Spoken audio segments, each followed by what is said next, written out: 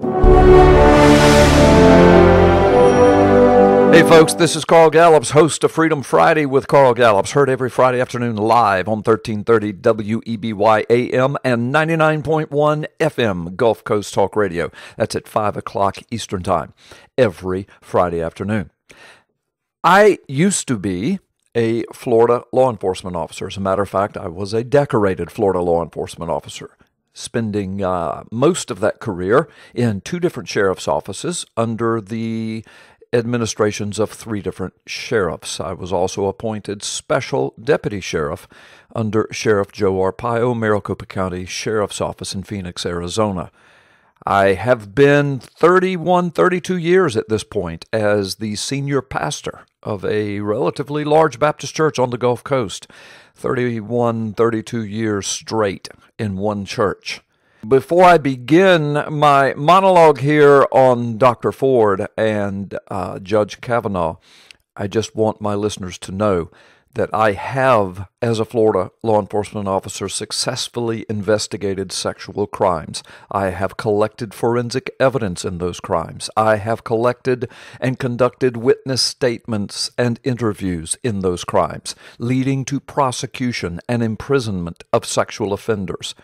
Even in my role as a longtime senior pastor, I have also been involved in exposing horrendous sex crimes and helping to ensure the imprisonment of the offenders. Now, having said all of that, let me just talk about the Dr. Ford and Judge Kavanaugh case, the Senate hearing, and the resulting FBI investigation. The bottom line is this: either Dr. Ford is lying, yes, I actually dared to suggest that, or Judge Kavanaugh is lying. I know that the politically correct thing for me to say here is that, even in the face of the more obvious truth, is something like what all the media is saying and what every congressperson so far is saying. It goes something like this: well, we believe something happened to Dr. Ford, bless her heart. Except that's not what she's solemnly swearing. She is firmly attesting, not that some mere something happened to her, but that Brett Kavanaugh himself committed a sexual assault upon her. And she has clearly demonstrated that she's more than willing to destroy this man, his family, his reputation, and his career, past and present, in order to stick by her claim. Again, her claim is not that, quote, something happened by someone. I will say it again. Either she's lying or Kavanaugh is lying. Plain and simple. It couldn't be any more straightforward than this. But could it be, you might ask, that Dr. Ford is simply mistaken and thinks that Kavanaugh committed the sexual assault upon her? Well, yeah, that's possible, but here's the problem. She has now, before the eyes of the world, adamantly testified otherwise. She has testified that she is 100% certain it was Kavanaugh. She was even asked the question, I don't remember exactly how, but she was asked the question, could she be mistaken? She adamantly said no. So she won't even consider the possibility that she's mistaken. So with this plain fact in mind, let me say it yet one more time. It boils down to this: either she is lying or he is lying. I'm sorry to be so redundant in this, but I'm well aware that there are some who are listening who need this extra jolt of truth to slap them in the face. The fact remains, Dr. Ford has never even come close to saying that, quote, something happened to me by someone. So why is everyone putting those words in her mouth? Simple. The preponderance of the evidence indicates she is, more than likely, the liar. And anyone with brains and the ability to conduct deductive reasoning knows it. This is a horribly inconvenient fact for the mainstream media and the leftist Democrats, I understand.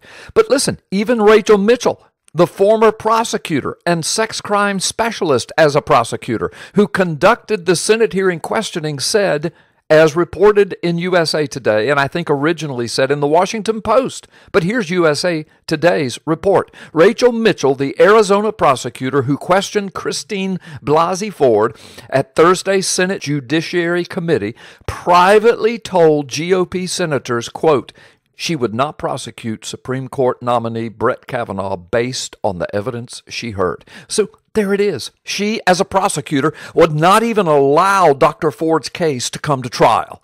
Why? Because Dr. Ford's evidence and testimony doesn't hold up. Either Miss Mitchell thinks Dr. Ford is lying, or, almost as bad, she thinks that Dr. Ford didn't even come close to proving her allegations against Judge Brett Kavanaugh, who, by the way, before this latest FBI investigation, has had 6 FBI background investigations done upon his life. How many has Dr. Ford had? None. So guess what? Judge Kavanaugh has to be declared not guilty. Does anyone remember the jurisprudence stance of our constitutional republic and the rule of law and our constitutional rights? Does anyone remember presumed innocent until proven guilty? Miss Mitchell said, quote, "There's not enough evidence to bring this to an actual trial." Well, therefore, Brett Kavanaugh can be suspected of guilt by anyone who wishes to go down that road, although I bet they would never tolerate such a stance against them. But they cannot declare him guilty. Not in a constitutional republic. A third world country, perhaps, a banana republic for sure, but not in America. You want to know another huge clue that Dr. Ford is lying? When she testified before the Senate, she used a teenager, little girl voice throughout, with a whiny intonation to her voice throughout. Does anyone really believe that this is how she speaks in everyday life? Is this the tone she uses as a professor before her classes? Nope. Go to the student website, Rate My Professors, and look at the comments from her own students. It's clear she was coached to present herself in this manner. I've seen this before in my law enforcement career. Let me just give you a few selected quotes from some of her students. These are posted at the PNN News and Ministry blog post site as well, with the accompanying article that goes with this video. As a matter of fact, I will post that link right under this video. But listen to these posts at Rate Your Professor concerning Dr. Ford. Quote, "Many dislike Professor Ford due to her dark personality and matter-of-factness and high expectations." Do you think she has a dark personality and high expectations and matter-of-factness with a little teenage, little girl whiny voice? I doubt it. Here's another one. Her personality is polarizing. Here's another one. You know, she's a tough cookie and may not be that personable. Here's another one. Do not take her class. She is unclear with directions. She is a hard grader and talks for 2 hours and 45 minutes without giving a break. She is the exact opposite of what she teaches. Empowering? Not at all. That's what you'll find from her students. Now, one could rightly argue that Judge Kavanaugh does not weep and scream when he's presiding as a judge either. True enough. But the difference is that Judge Kavanaugh simply expressed a wide range of raw emotion, real emotion, contextually appropriate for the charges against him and the case that he was pleading before a stacked deck of mainstream media, senators, and a politically correct, crazed society. Dr. Ford, on the other hand, never changed her intonation, never changed her expression. Even when she tried to cry, she couldn't. She was obviously coached to gain sympathy by playing the innocent little girl card. It was pretty obvious to anyone who was really paying attention to the matters of body language and overall presentation style. But here's another suspicious and inconvenient fact. The Gateway Pundit reports that Dr. Ford, quote, published 8 studies about abortion pill and works for the company that produces it, end quote. Gee, what a coincidence. I'll provide the link to that Gateway Pundit article as well. Well, here's where we are as of now. Judge Kavanaugh has to be declared innocent at this point. Why? Because there's no hard evidence otherwise. None. By the way, I am a firm believer in the continued FBI investigation, limited in time, of course. Why? Because I think Kavanaugh's really guilty? No.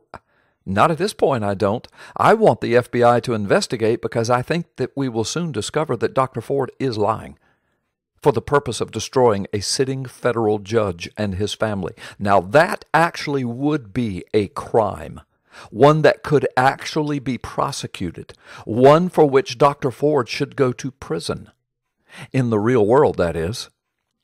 My prayer is that soon the Lord will reveal the truth of the matter to us all, regardless of which way the real truth falls. That's all I want. I believe most listening to this, that's all you want as well. Of course, if it is clearly discovered that Judge Kavanaugh is the one that's lying, then I will apologize and firmly support any legal sanctions that should be taken against him. But I don't think that day will ever come. We shall see.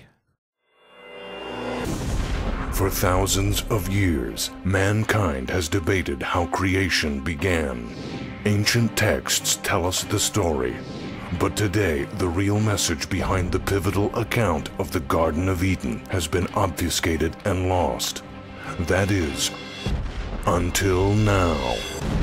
World-renowned author Carl Gallups digs up the hidden truths from the book of Genesis to finally give back the knowledge that was lost to the world. Find out what really happened in the Garden of Eden, what Jesus taught about Eden on the cross, and how the conflict between Jesus and the gods of antiquity is about to erupt on planet Earth, fulfilling biblical prophecy. In the new book, Gods of Ground Zero, this explains everything.